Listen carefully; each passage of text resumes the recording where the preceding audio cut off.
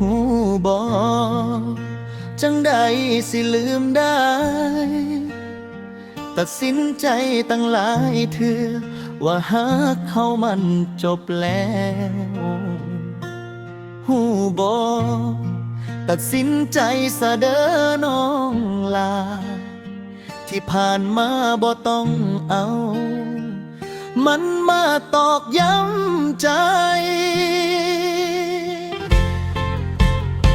ตัดใจซะเด้อลาเรื่องที่ผ่านมาอายขอจากไปแม้นฮักอยู่หลายแต่หัวใจก็ต้องถอยให้อายได้ไปตามทางที่อายฝันไว้เจ็บปันใดสิตัดใจซะเด้อลาห้อยตีนสองเฮายังอยู่บนทางดินแดนห้อยน้ำตาเก่าๆก็ยังบ่ทันเศร้าไหลแต่เบิ่งแววตาอายมันบอกว่าสิไปบ่คืนมาฝืนก็คือฝืนใจตัวเองหลายกว่านี้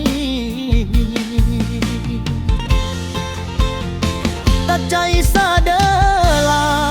สิให้เจ้าซะเด้อลาบ่รังไว้ถือทิ่มถือป่าก็สิถือว่าเว้นกรรมเฮาให้ลมให้ฝนพัดถอยจำออกจากบ้านเฮาหากเจ้าสบายใจสิยอมตัดใจซะเด้อลามื้อนี้สิยอมนั่งเบิ่งดาวผู้เดียวโอ้ยใจสิขี่จักรยานผ่านท้องนาบ่ผ่านทางเก่าอีกแล้วมองเฮาเคยนั่งหัวคงเหลือแต่เสียงลมพัดเอื่อยบอกตัวเองเบาๆให้พอว่าเฮาต้องไปต่อ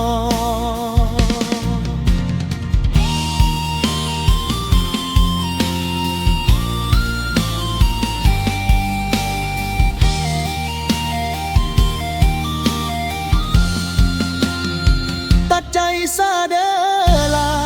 ให้คำว่าฮักคือตำนานเก่าเก็บไว้หากมื้อหน้าพอกันขอแค่ได้ยิ้มใสบ่โทษเจ้าดอกที่อายบ่เลือกเขาสิให้เจ้าซะเด้อลาเด้อลาตัดใจจริง